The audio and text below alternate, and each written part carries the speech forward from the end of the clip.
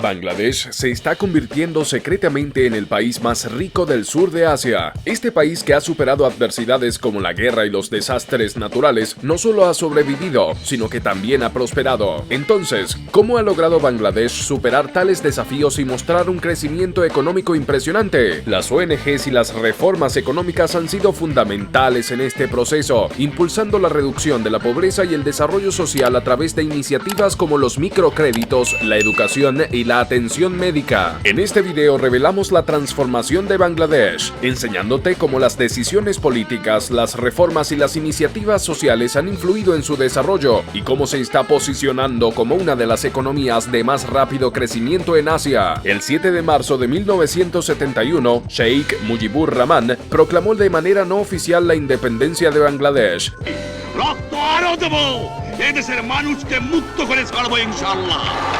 Separándose de Pakistán Occidental, sus palabras desencadenaron un conflicto violento, resultando en la muerte de 3 millones de bangladesíes. Cuando el conflicto terminó, Bangladesh emergió como una nueva nación, pero también como la más pobre. La guerra devastó el país, destruyendo casi todas las infraestructuras. Además, un ciclón tropical destructivo había azotado el país solo 4 meses antes, inundando una quinta parte del país y matando a 500.000 de personas. Al inicio de su independencia, Bangladesh era una nación en ruinas, con una esperanza de vida promedio de 26 años y una tasa de mortalidad infantil superior al 37%. La gente vivía con menos de 33 centavos al día en promedio y una quinta parte de la población vivía con menos de 4. Contra todo pronóstico, en las últimas 3 décadas, Bangladesh ha logrado avances significativos en indicadores de calidad de vida. La esperanza de vida ha aumentado un 180%, las muertes por ciclones tropicales han disminuido en un factor de 100, las tasas de pobreza han bajado del 80% a menos del 19% y la tasa de mortalidad infantil se ha reducido en un 92%. Su economía ha crecido rápidamente, con un PIB per cápita que ahora es casi un 50% más alto que el de Pakistán. En 2019 superó incluso a la India y aspira a alcanzar el estatus de ingresos altos para 2041. En respuesta a la creciente inestabilidad política, Mujibur y la Liga Awami priorizaron la lealtad partidista sobre el mérito al designar funcionarios. Esto dejó al gobierno inicial con una capacidad muy reducida para desarrollar e implementar políticas efectivas. El gobierno rápidamente nacionalizó más de 700 empresas que anteriormente pertenecían a las élites pakistaníes. Este movimiento empujó al gobierno hacia un sistema económico socialista. Bajo una gestión deficiente, la economía controlada por el Estado se desplomó. La producción industrial disminuyó un 66% y la producción agrícola cayó un 84% en comparación con su nivel prebélico. De abril a julio de 1974, fuertes lluvias causaron inundaciones catastróficas que arrasaron el cultivo de arroz del país. La inflación se disparó al 400% y el sistema de racionamiento de alimentos del gobierno colapsó debido a la corrupción. En solo 9 meses, 1.5 millones de personas murieron de hambre. Enfrentando a la oposición, Mujibur se volvió cada vez más autoritario. Declaró el estado de emergencia, consolidando su poder como primer ministro y presidente. En agosto de 1975, un golpe militar violento resultó en el asesinato de Mujibur y su familia extendida. Sus 2 hijas, que estudiaban en Europa, fueron las únicas supervivientes. El general Ziaur Rahman, conocido como Zia, llegó al poder en 1977 tras una serie de golpes y contragolpes. Estableció el Partido Nacionalista de Bangladesh y adoptó políticas más liberales para atraer ayuda extranjera. Bajo el liderazgo de Zia, Bangladesh introdujo variedades de arroz de alto rendimiento, eliminó restricciones a las importaciones agrícolas y redujo los subsidios y los controles de precios. Esto condujo a un aumento de la producción de alimentos y evitó nuevas hambrunas. Zia se enfrentó a una desaceleración económica, una disminución de la ayuda extranjera y varios intentos de golpes, hasta que fue asesinado en 1981. El general Hussain Muhammad Ershad tomó el control del país en 1983 y gobernó de manera autoritaria, reprimiendo la oposición y posponiendo las elecciones. Sin embargo, Ershad también reanudó las reformas económicas iniciadas por Zia. Se eliminaron las restricciones del sector privado restantes de la era de Mujibur y una parte mucho más grande de las industrias estatales se transfirió a propiedad privada. Se estableció una zona de procesamiento de exportación en el sureste del país para estimular el crecimiento económico orientado a la exportación. Bajo el gobierno de Ershad, Bangladesh permitió a las ONGs proporcionar servicios educativos, financieros, de atención médica y de planificación familiar. Esto fue inusual, ya que los países que sufren de inestabilidad política suelen ser reacios a dejar que las ONGs se hagan cargo de servicios públicos básicos. Bangladesh se convirtió en un laboratorio para nuevas iniciativas experimentales de reducción de la pobreza. En 1976, el profesor de economía de la universidad, Muhammad Muhammad Yunus observó de cerca la abyecta pobreza experimentada en la pequeña aldea de Jobra cerca de su hogar. Encontró que uno de los mayores obstáculos que enfrentaba la gente en la comunidad era la falta de acceso al dinero que pudieran usar para mejorar sus capacidades productivas. Muhammad Yunus, un profesor de economía, fue pionero en la idea moderna de microcréditos. Los residentes pobres de las zonas rurales formaban grupos de 5 y a cada uno se le otorgaban pequeños préstamos sin necesidad de garantías. Este método tuvo una eficiencia impresionante, con el 97% de los préstamos siendo totalmente pagados. Yunus fundó la ONG Grameen Bank en colaboración con el gobierno de Ershad y utilizando capital de donantes internacionales. En las áreas donde Grameen Bank se volvió operativo, la tasa de pobreza extrema se redujo del 75% al 48%. El Comité para el Avance Rural de Bangladesh, conocido por su acrónimo BRAC, fue fundado por Fazle Hassan Mabed. BRAC comenzó construyendo hogares para refugiados y estableciendo centros médicos, y luego se expandió a varias otras áreas para aliviar la pobreza. BRAC capacitó a los miembros para enseñar a las madres y a preparar soluciones de rehidratación oral, reduciendo las muertes infantiles relacionadas con la diarrea en un 90%. BRAC también se convirtió en un actor clave en la distribución de microcréditos dirigidos específicamente a mujeres empobrecidas. Esto allanó el camino para una mayor aceptación de las mujeres en la economía. BRAC, otras ONGs y el gobierno lideraron una campaña de planificación familiar para reducir la tasa de natalidad de 7 a 2 nacimientos por mujer desde los años 70 hasta hoy. Las ONG también establecieron escuelas primarias, clínicas médicas y hospitales, mejorando la productividad, seguridad, salud y educación entre los más pobres del país. El crecimiento de las ONGs durante la administración de Ershad, con más de 26.000 operando en el país hoy en día, ha contribuido en gran medida a este progreso. En 1990 el control de Ershad sobre el poder comenzó a debilitarse debido a su legislación controvertida y manipulación de elecciones. Las protestas masivas y la oferta de alternativas democráticas por parte de los líderes de los dos principales partidos, el BNP y el AL, llevaron al ejército a retirar su respaldo a Ershad, quien renunció el 6 de diciembre de 1990. Esto marcó la transición de Bangladesh hacia una democracia parlamentaria. Bajo el gobierno neutral de Cuidado, el BNP ganó las elecciones y Khaleda Zia se convirtió en primera ministra. Bajo su liderazgo, Bangladesh continuó su tendencia hacia la liberalización de la economía, incentivando a los inversores extranjeros, eliminando restricciones en el intercambio de divisas, simplificando las leyes laborales y abriendo 7 nuevas zonas de procesamiento de exportaciones. Sin recursos naturales significativos, una fuerza laboral no calificada y un capital limitado para la inversión, Bangladesh identificó las prendas de vestir como su principal producto de exportación. Inspirándose en el rápido desarrollo de economías asiáticas como Corea, China y Vietnam, Bangladesh continúa esta tendencia en la década de 1990, un proceso que había comenzado décadas antes. Las naciones desarrolladas comenzaron a proteger sus propias industrias de confección 2 años después de la independencia de Bangladesh, debido a la competencia de las importaciones baratas desde Asia. Este acuerdo estableció cuotas de importación estrictas para los principales países de prendas de vestir, creando una oportunidad para Bangladesh. Los fabricantes pudieron eludir estas restricciones al establecer fábricas en países sin industrias de prendas de vestir sustanciales. La corporación surcoreana Daewoo se asoció con Dash Ltd para crear una base de producción en Bangladesh, aprovechando su estatus de país menos desarrollado y su comercio preferencial sin aranceles con mercados desarrollados. Dash envió a 130 empleados a Corea del Sur para un curso intensivo de 8 meses en técnicas de costura, gestión de fábricas y marketing internacional. Sin embargo, la mayoría de estos empleados se fueron para establecer sus propios negocios de confección.